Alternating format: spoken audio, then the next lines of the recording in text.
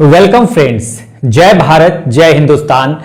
This is Mayank Rajesh and you are watching Info and Study. Friends, we are doing study of medieval Indian history and in this segment we are into early medieval phase where we are discussing the Imperial Chola dynasty. Imperial Chola और you may say medieval चोला। तो कई video से हम कर रहे हैं चोला dynasty को और हम इसके एम्पेरर्स को, रूलर्स को यानी शासकों के बारे में जानकारी हासिल कर रहे हैं। आज जो हमारा टॉपिक है वो है कुलोत्तुंग प्रथम। कुलोत्तुंग प्रथम, इनके शासकों में हमने इन सारे शासकों को देखा था और वहां पर जब मैं पढ़ा रहा था आपको इंपीरियल चोलास को या मेडिएवल मध्यकालीन चोलों को, तो वहां पे मैंने बता दिया था कि इन शासक, देखिए विजयालय जो था फाउंडर था और इसकी दो शाखाएं एक तरह से चली। विजयालय जो फाउंडर था इसकी एक शाखा चलती है, इसका एक ब्रांच चलता है और वो अधिराजेंद्र तक हमने खत्म कर लिया था। पिछले वीडियो में हमने राजेंद्र सेकेंड, वीर राजेंद्र और अधिराजेंद्र को पढ़ा था। उसके पहले के वीडियोज में इन सारे रूलर्स के बारे में हम जो भी जानकारी लेनी थी हमने ले ली थी और हमने अधिराजेंद्र पे खत्म किया था और यह बताया था कि विजयालय वंश का यह अंतिम शासक था, यानी विजयालय वंश की एक शाखा चली इंपीरियल चोलों में और अधिराजेंद्र में जाकर, अधिराजेंद्र पर जाकर वो खत्म हो जाती है। फिर इसके बाद एक और शाखा चलेगी, उसे हम चोल चालुक्य वंश कहेंगे, ठीक है, और इसके फाउंडर के रूप में कुलोत्तुंग प्रथम आपको दिखाई देंगे। तो है वही, ये इंपीरियल चोला ही है लेकिन एक तरह से इसमें दो शाखाएं बट गई थी, ठीक है। अधिराजेंद्र तक एक शाखा, विजयालय शाखा और फिर उसके बाद चोल चालुक्य वंश, जिसके बारे में हम पढ़ेंगे। फाउंडर इसका चोल चालुक्य वंश का कुलोत्तुंग प्रथम को माना जाता है और ये बेसिकली इंपीरियल चोला या मेडिएवल चोला ही है, लेकिन दो शाखाएं चलती हैं। इन सारे शासकों को हमने पढ़ लिया था, ठीक है। तो अभी हम थोड़ा एक पृष्ठभूमि ले लेते हैं कि जब हमने मेडिएवल हिस्ट्री की शुरुआत की थी तो मैंने ये बताया था कि मेडिएवल हिस्ट्री अर्ली और लेटर दो पार्ट में है। अर्ली को हम पढ़ेंगे कैसे नॉर्थ इंडिया, साउथ इंडिया और मुस्लिम इन्वेजन में, और फिर लेटर को पढ़ेंगे दिल्ली सल्तनत और मुगल में, ठीक है। पूरे नॉर्थ इंडिया को हमने देख लिया था, ठीक है। ये इसके ऊपर यहां से नॉर्थ इंडिया, तो नॉर्थ इंडिया में हमने पूरा देखा था हर्षवर्धन के बाद। अर्ली मेडिएवल पीरियड है क्या, पूर्व मध्यकाल जिसे कहते हैं, वो हर्षवर्धन के बाद से लेकर हर्षवर्धन के शासनकाल का अंत 647 एडी में होता है और वहां से लेकर आपको 12वीं शताब्दी तक, 12th सेंचुरी एडी तक आपका जो समय है वो माना जाता है अर्ली मेडिएवल फेज। और उसके बाद चूंकि 1206 में 1206 एडी में दिल्ली सल्तनत की स्थापना हो जाएगी, तो 12वीं 6th century BC, sorry 12th century AD के बाद ये यहां से 12वीं शताब्दी तक आपको रहेगा अर्ली मेडिएवल फेज और उसके बाद से यहां से 1206 में दिल्ली सल्तनत की स्थापना हो जाएगी, फिर मुगल, तो लेटर में ये आ जाएंगे। नॉर्थ इंडिया में हमने देख लिया था, हाँ, हमने जो बताया था कि हर्षवर्धन के बाद हर्षवर्धन का साम्राज्य खत्म होता है 647 एडी में। उसके बाद कई राजपूत वंश यहां पर नॉर्थ इंडिया में, ऊपर यहां पे नॉर्थ इंडिया में एक्टिव हो जाते हैं। गुर्जर प्रतिहार गुजरात और राजस्थान वाले क्षेत्र में, यहीं पे नीचे गुजरात वाले क्षेत्र में एक चालुक्य सोलंकी होंगे, चालुक्य या सोलंकी उनको कहते थे, ठीक है। मालवा में परमार होंगे, इसी तरह से दिल्ली में तोमर होंगे और भी बहुत सारे वंश, चौहान देखने को मिलेंगे, चंदेल, ठीक है। तो वो सब देखने के लिए मिलेंगे, सब पे हम चर्चा कर चुके थे और हमने यहां पर कन्नौज के लिए, यहां पर उत्तर प्रदेश में जो कन्नौज है, आप जानते हैं कि हर्षवर्धन के समय से ही अब जो है कन्नौज जो है एक शक्तिशाली क्षेत्र के रूप में उभर चुका था। मगध जो आप देखेंगे कि बुद्ध पीरियड के बाद से जो मगध का उत्थान हुआ वो आपको चलता है कब तक, गुप्त पीरियड तक। और गुप्त पीरियड के बाद जब हर्षवर्धन आते हैं तो हर्षवर्धन के समय से अब उतना बड़ा अस्तित्व अब मगध या पाटलिपुत्र का नहीं रह जाता, उनकी जगह पे आ जाता है कौन, बहुत ही समृद्धशाली क्षेत्र के रूप में उभरता है कन्नौज। तो इसीलिए कन्नौज को लेकर गुर्जर प्रतिहारों एक अर्लीस्ट राजपूत डायनेस्टी था। इधर एक बंगाल बिहार में, पूर्वी भारत में पाल थे, पालों को भी हमने पढ़ा था, हाँ। और इधर की एक शक्ति राष्ट्रकूटा थी, देखिए ये राष्ट्रकूटा, ये राष्ट्र आर जो लिखा है मैंने राष्ट्रकूटा, ये तीनों जो होते हैं वो इनका जो संघर्ष होता है ट्राईपार्टाइट स्ट्रगल कन्नौज को लेकर, जिसमें अंतिम रूप में गुर्जर प्रतिहारों की जीत होती है। ये गुर्जर प्रतिहार ये अर्लीस्ट राजपूत डायनेस्टी था। तो हमने सारा राजपूतों के बारे में, उसके अलावा हमने जम्मू कश्मीर में भी पढ़ा था। आप जम्मू कश्मीर में देखेंगे तो वहां पे लोहार वंश और भी वंशों को हमने पढ़ा था, साथ साथ हिंदू शाही डायनेस्टी भी पढ़ा था। तो वो सब हमने नॉर्थ इंडिया को पूरा देख लिया था। साउथ इंडिया में जब हम आए थे तो वहां पर हमने बताया था, सबसे पहले हमने यहां पर साउथ इंडिया में की शुरुआत की थी। तो साउथ इंडिया में हमने ये बता दिया था कि जो हमने एंशिएंट हिस्ट्री में पढ़ा, साउथ इंडिया के एंशिएंट हिस्ट्री में उसका मेजर पोर्शन जो है वो अर्ली मेडिएवल फेज में भी कवर होता है, क्योंकि यहां भी राष्ट्रकूटा हैं और वहां भी राष्ट्रकूटा मिलेंगे, यहां भी चालुक्य वातापी हैं और एंशिएंट हिस्ट्री में भी आपको चालुक्य वातापी मिलेंगे। तो मैंने सारा बता दिया था। और वहां पे मैंने ये बता दिया था कि जब हमने साउथ इंडिया की हिस्ट्री पढ़ी थी, एंशिएंट हिस्ट्री, प्राचीन इतिहास दक्षिण भारत का, तो वहां मैंने ये बता दिया था कि यहां पर देखिए ये जो है पोस्ट मौर्यन पीरियड में, यानी कि मौर्योत्तर काल में दक्षिण भारत में आप देखेंगे कि एक शक्ति उभरती है महाराष्ट्र के क्षेत्र में। S stands for Satavahana, Satavahana के रूप में।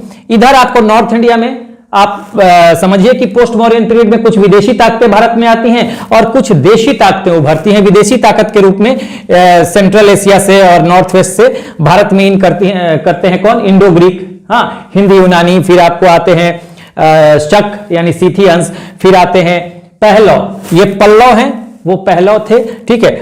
तो पहलव जिनको पर्थियंस कहा जाता था, फिर लास्ट में आते हैं कुषाण, वो विदेशी ताकतें थी। देशी ताकतों के रूप में सेंट्रल और नॉर्थ इंडिया में उभरते हैं सबसे पहले सुंग, अंतिम मौर्य शासक बृहदत्त की हत्या करके उन्हीं का commander in chief Pushyamitra Shunga यहां पे शुंग डायनेस्टी एस्टैब्लिश करेगा। फिर यहीं पे शुंग के बाद कण्व आ जाएंगे और दक्षिण भारत में आ जाएंगे।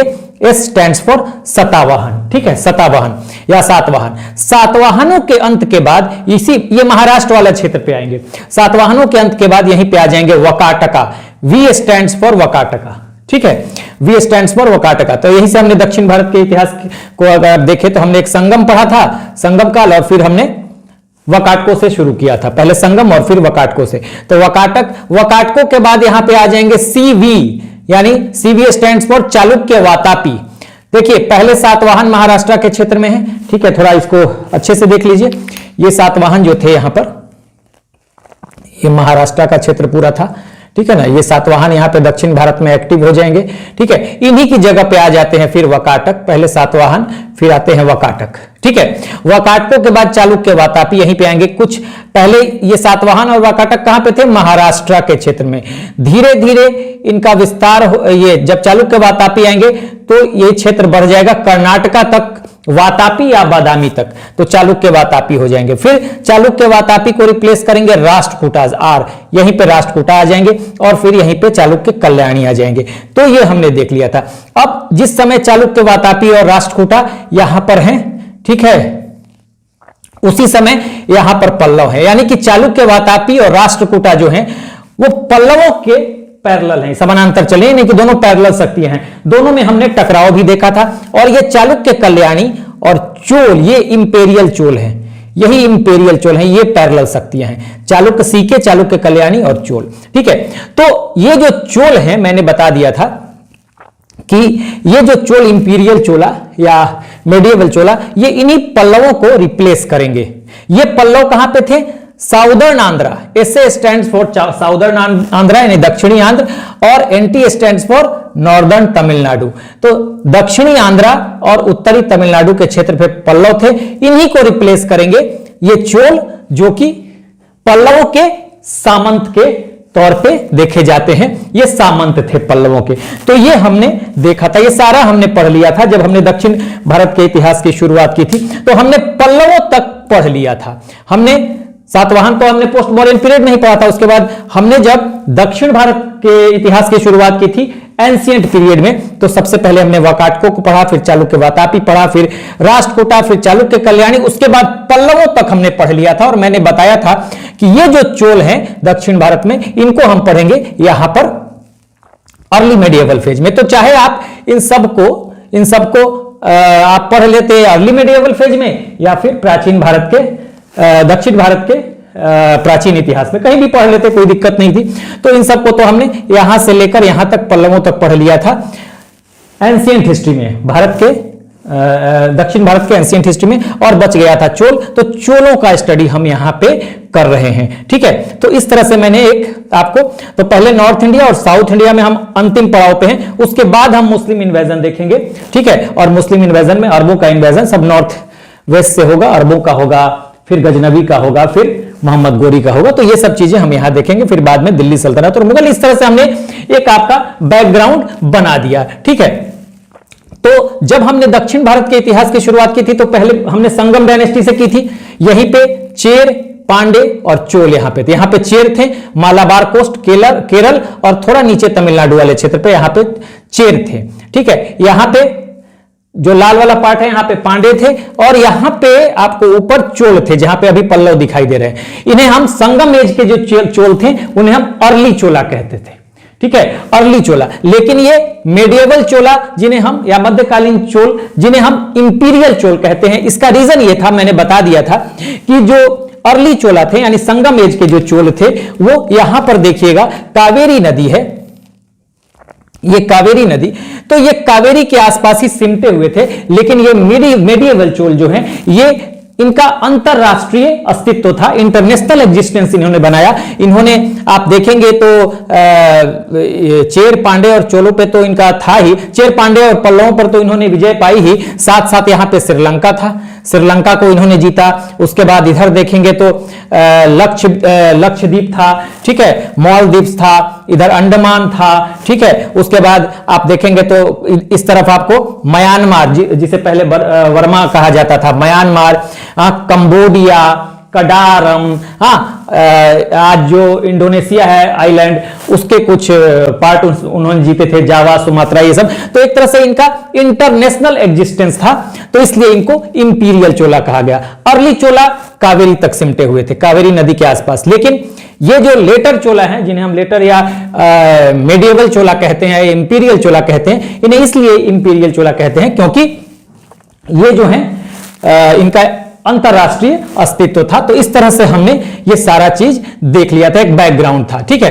तो हमने यहां पर जो देखा था, हमने पहले बताया था कि ये कौन थे भाई इंपीरियल चोला, तो ये पल्लवों के सामंत थे, ये मैंने बता दिया था। देखिए हमें पढ़ना है कोलोतुंग प्रथम को, लेकिन हम हमेशा एक बैकग्राउंड लेके चलेंगे। पल्लवों के फ्यूडेटरी थे, सामंत थे। सामंत क्या होते हैं? छोटे राजा। मैंने बताया था जब कई बार सातवाहन पीरियड से शुरू हो गया था, सातवाहनों के समय से भारत में, कि सैलरी के बदले लैंड दिया जाने लगा और कहा गया कि भाई इसी लैंड से ऑफिशियल्स को, कि भाई अधिकारियों को, कि आप लैंड रखिए।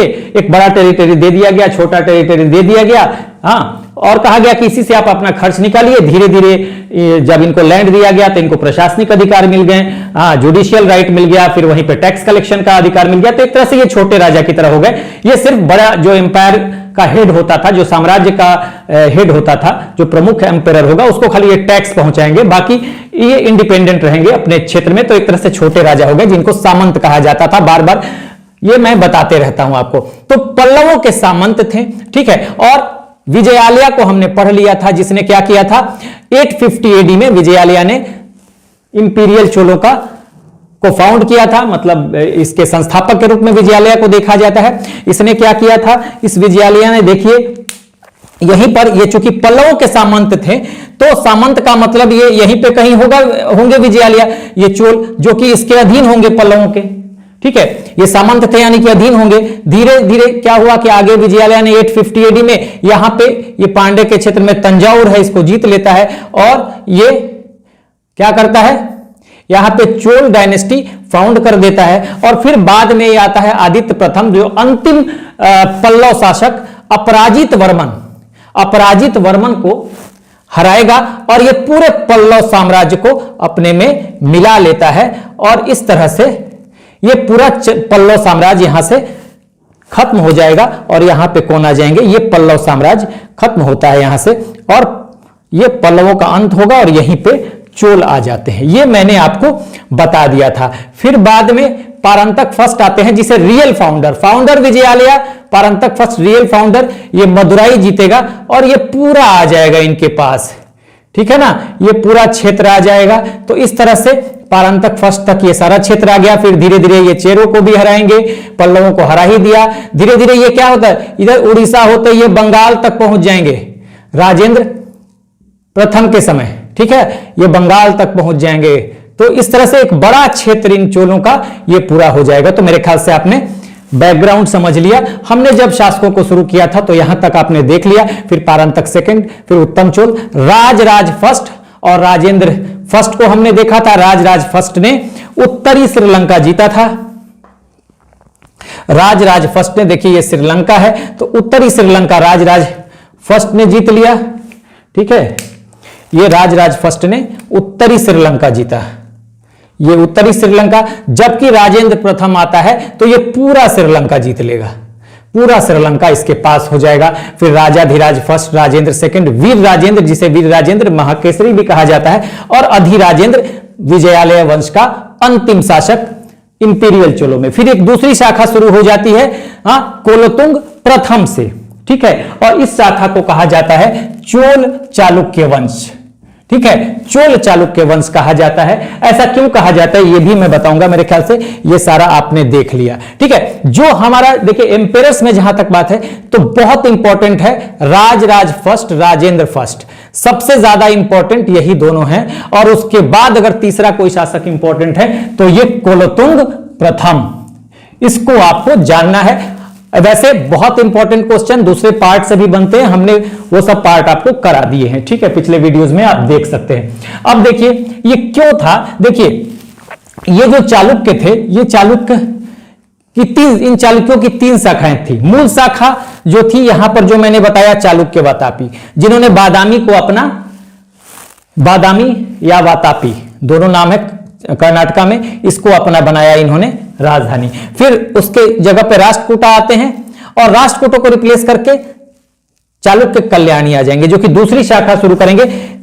वो इन्होंने कल्याणी को अपनी राजधानी बनाया। ये दोनों वेस्टर्न चालुक्य हैं। जब यहां पर चालुक्य वातापी है तो चालुक्य वातापी के एक शासक हैं, एम्पेरर हैं पुलकेशिन द्वितीय, जिन्होंने हर्षवर्धन का दक्षिणी विस्तार रोका था, ठीक है। तो पुलकेशिन द्वितीय अपने ब्रदर से एक ईस्टर्न चालुक्यों का स्थापना करवाएंगे। ईस्टर्न चालुक्यों का मतलब पूर्वी चालुक्य शाखा की स्थापना होगी, और वेंगी में, आंध्रा के वेंगी में, तो वो वेंगी के चालुक्य होंगे, ठीक है। चालुक्य वातापी, चालुक्य कल्याणी दोनों वेस्टर्न हैं, ईस्टर्न चालुक्य, चालुक्य वेंगी आंध्रा में होंगे, ठीक है। इतना आप समझ गए।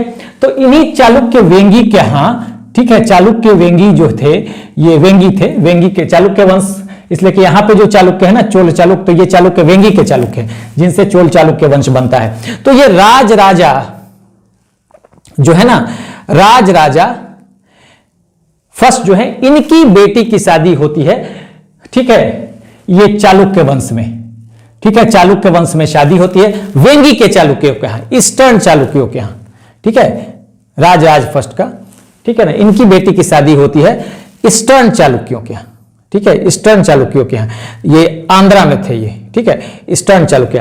तो ये वेंगी के चालुक्य थे, आंध्रा में वेंगी के चालुक्य, ठीक है।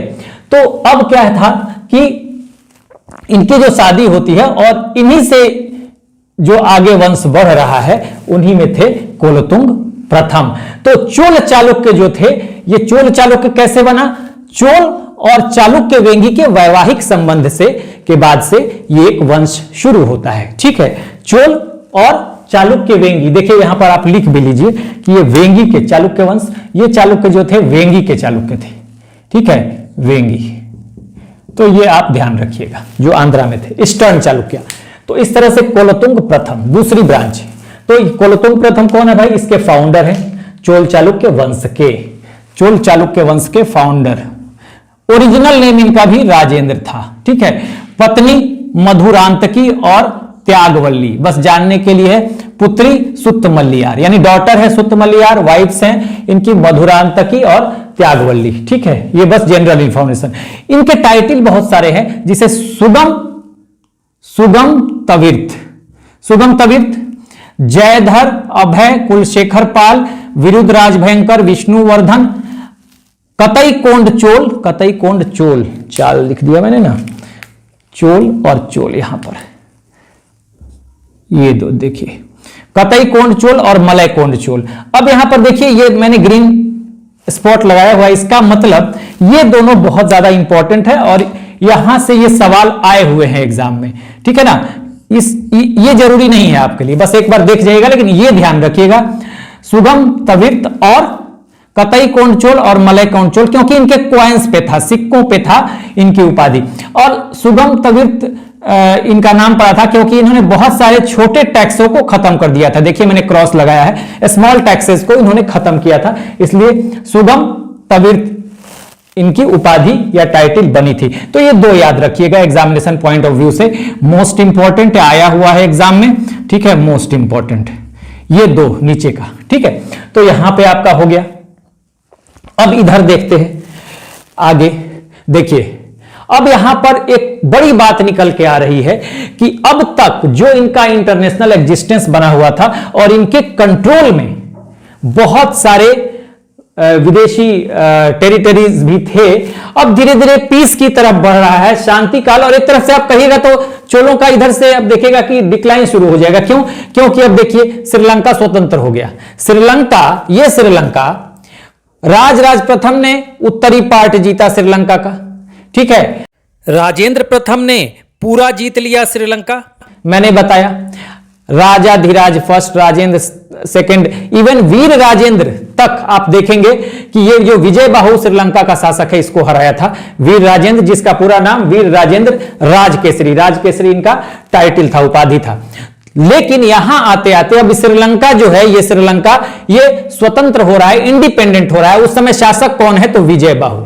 श्रीलंका इंडिपेंडेंट हो गया विजय बाहु के नेतृत्व में। और उसके बाद क्या होता है, विजय बाहु के पुत्र वीर पेरुमल और कोलोतुंग फर्स्ट की बेटी है सुत्तमलियार, यही सुत्तमलियार, यहां जो मैंने बेटी का नाम लिखा सुत्तमलियार, इनका विवाह हो जाता है। तो वैवाहिक संबंध हो गया, ठीक है, वैवाहिक संबंध हो गया। तो अब क्या हो गया, वैवाहिक संबंध भी हो गया, मित्रता भी हो गई। तो एक तरह से यहां से लड़ाई झगड़े का अंत होने लगा। हालांकि अगर इनको अपनी सत्ता बचाए रखनी थी, अपने वंश को आगे चलाना था और इस कंट्रोल को आगे चलाना था, तो इनको अधिकार करना चाहिए था, लेकिन नहीं कर पाए, ठीक है। अब देखिए स्वतंत्र हो जाता है, किसके नेतृत्व में? तो ये विजय बाहु के नेतृत्व में। तो अब सवाल यहां पर यह बनेगा कि इंपीरियल चोल जो थे, तो इंपीरियल चोलों के समय किसके काल में जो है श्रीलंका स्वतंत्र हो जाता है? तो श्रीलंका से यहां से सवाल बनेगा मोस्ट इंपॉर्टेंट, श्रीलंका स्वतंत्र हो जाता है कोलोतुंग प्रथम के समय में, जो कि फाउंडर हैं चोल चालुक्य वंश के, ठीक है, चोल चालुक्य वंश के फाउंडर हैं। तो यहां पे आपको मिलता है। उसके बाद देखिए आगे दूसरा पॉइंट, चालुक्य कल्याणी, ये चालुक्य कल्याणी, चालुक्य वातापी, चालुक्य कल्याणी, और जिससे ये वंश बना चोल चालुक्य वंश, उसमें चालुक्य वेंगी थे, ठीक है, ये चालुक्य वेंगी के साथ थे ये। तो ये देखिए चालुक्य कल्याणी जो थे उनका शासक है विक्रमादित्य फर्स्ट, और ये प्लस विजय बाहु दोनों दोस्त हैं, दोनों दोस्त हैं। श्रीलंका के शासक ये विजय बाहु और कल्याणी का शासक विक्रमादित्य फर्स्ट, दोनों फ्रेंड्स हैं। तो इसलिए ये फ्रेंडशिप अब आगे बढ़ेगी और चालुक्य कल्याणी और कोलोतुंग प्रथम, इन दोनों में भी एक तरह से मित्रता की शुरुआत हो जाएगी, ठीक है। चालुक्य कल्याणी और इन चोलों में, यानी कि चालुक्य कल्याणी प्लस कोलोतुंग फर्स्ट में होगी। तो चालुक्यों और चोलों में जो कि ये पैरेलल शक्तियां हैं, चालुक्य कल्याणी और चोल, हाँ, इनकी आपस में अगर देखेंगे तो ये टकराव की भी स्थिति है, क्योंकि ये पैरेलल शक्तियां हैं चालुक्य कल्याणी और चोल। लेकिन यहां श्रीलंका चूंकि श्रीलंका स्वतंत्र हो जाता है विजय बाहु के नेतृत्व में, और विजय बाहु के बेटे से वीर पेरुमल से कोलोतुंग प्रथम की पुत्री जो है, बेटी जो है, डॉटर है सुत्तमलियार, उसका विवाह हो जाता है। तो एक तो मैत्री संबंध हो गया, मधुर संबंध हो गया। अब विजय बाहु जो है इसका संबंध चालुक्य कल्याणियों से अच्छा है, चालुक्य कल्याणी के शासक विक्रमादित्य फर्स्ट से अच्छा है। तो नेचुरली अब क्या होगा कि कोलोतुंग प्रथम का भी, यानी चोलों का संबंध भी अच्छा हो जाएगा, किसके साथ? चालुक्यों के साथ। तो ये चालुक्य कल्याणी और चोलों में मित्रता की बात यहां पे आ जाती है। तो एक तरह से देखिए पीस की तरफ भी बढ़ रहा है, और यानी कि कंट्रोल आपका अगर खत्म हो रहा है, आप अपना एग्रेशन खो रहे हैं, तो नेचुरली ये डिक्लाइन की तरफ है, ठीक है ना। यहां पर अब आगे देखिए तीसरा, पल्लव प्लस चेर रिवोल्ट भी करते हैं। देखिए पहले क्या हुआ, अब यहां पर पल्लव जिनको इन्होंने पूरा पल्लवों को रिप्लेस किया था, यहां पर यहीं पे तो थे पल्लव जिनको इन्होंने रिप्लेस कर दिया था चोलों ने, अब पल्लवों ने, और चेर कहां थे, चेर इधर थे, केरल, मालाबार कोस्ट और कुछ तमिलनाडु के क्षेत्र में। ये चेर रिवोल्ट करते हैं और इनको सामंत के रूप में, अपने फ्यूडेटरी के रूप में ये मान्यता भी दे देते हैं। यानी देखिए अब रिवोल्ट करने के बाद इनको फ्यूडेटरी के रूप में, अब पल्लव जो हैं चोलों के सामंत बन जाते हैं, तो इनको मान्यता मिल जाती है। ठीक है। दूसरा, कर्नाटक में यहां मैसूर है, कर्नाटक में मैसूर पड़ेगा, तो वहां पे एक वंश था गंग वंश, या गंगा अंग्रेजी में कहते थे, तो मैसूर में था ये भी इंडिपेंडेंट हो गया। देखिए दो गंग वंश थे, गंगा, एक ईस्टर्न गंगा थे जो उड़ीसा के आसपास थे, उड़ीसा के आसपास थे गंग, एक मैसूर के गंग थे, ये ईस्टर्न थे ये वेस्टर्न थे, तो ये मैसूर के, ये भी इंडिपेंडेंट हो गए। अब ये पूरा क्षेत्र तो इन्होंने ले ही लिया था, देखिए ये पूरा ले लिए होंगे ना, ये पूरा जो धीरे धीरे ये पूरा ले लिए होंगे, तो ये तो बस एक आइडिया मैंने दिया। तो ये भी क्या हुआ, स्वतंत्र हो गए। ठीक है। कलिंग उड़ीसा यहां पे, हाँ अब उड़ीसा है ये कलिंग, यहीं पे पहले एक आपको ईस्टर्न गंग भी थे। तो यहां के शासक कौन है, देखिए कलिंग के शासक थे अनंत वर्मन चोंडगंड। ठीक है, अनंत वर्मन चोंडगंड।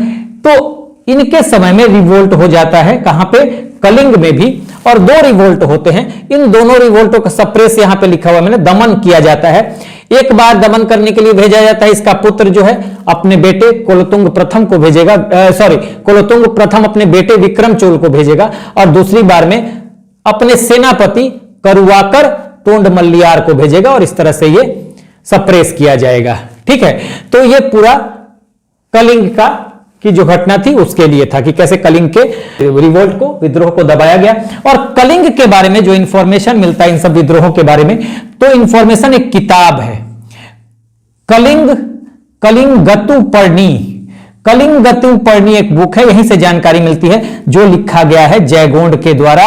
मोस्ट इंपॉर्टेंट यहां पर आप लिखिए, ये इंपॉर्टेंट है। ठीक है, यहां पे इंपॉर्टेंट है, मैंने बता दिया मोस्ट इंपॉर्टेंट। तो ये आप यहां से भी बुक का नाम भी याद रखिएगा कि कलिंग के रिवोल्ट के बारे में या कलिंग के बारे में कैसे जानकारी मिलती है। तो ये जानकारी मिलती है, कलिंगतुपर्णी नाम का बुक है, की किताब है, और जिसके राइटर हैं जयगोंड। तो यहां पर जो मेन आपका जो है ना, जो सवाल बनेगा कि किस चोल शासक के समय, या किस मध्यकाल में, या अर्ली मेडाइवल फेज में, या इंपीरियल चोलों के समय कौन सा ऐसा शासक था जिसके समय श्रीलंका स्वतंत्र हो गया। तो श्रीलंका स्वतंत्र हुआ था कुलोतुंग प्रथम के समय। उस समय श्रीलंका का शासक कौन था, विजय बाहु। ये दो तीन घटनाएं, ठीक है। मैं, और ये भी पूछा जा सकता है, देखिए कॉन्सेप्चुअल सवाल कि किस समय के बाद, किसके शासनकाल से अगर देखा जाए तो पीस का प्रोसेस भी शुरू हो गया। ये देखिए, हाँ यहां मित्र, यहां हो गया क्या, स्वतंत्र हो गया श्रीलंका, शादी हो जाती है विजय बाहु के बेटे की कुलोतुंग प्रथम की बेटी से। फिर यहां पे चालुक्य कल्याणी, जो इन चोलों की पैरेलल शक्ति है, यानी कि इनमें टकराव है, यहां पे मित्रता हो जाती है।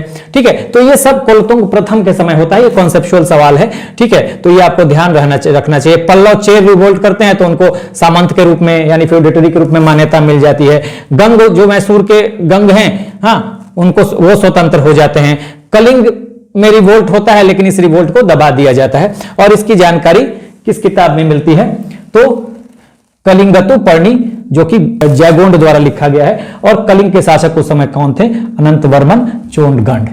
दो, एक तो ये टाइटल इनके बारे में, सुगम तविर्त किसका टाइटल था, और सिक्कों पर जो टाइटल है कतय कोंडचोल और मलय कोंडचोल। ये दो, और ये बहुत इंपॉर्टेंट है, एग्जाम में कई बार आए हैं, ये बस एक बार आप देख लीजिएगा। ठीक है, तो इस तरह से हमने कुलोतुंग प्रथम के बारे में बहुत कुछ जानकारी ले ली। थोड़ी और जानकारी है जिसको हम आगे अभी लेते हैं।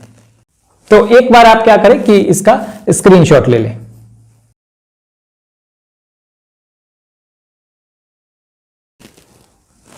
चलिए, तो अब इस टॉपिक में हम आगे बढ़ेंगे।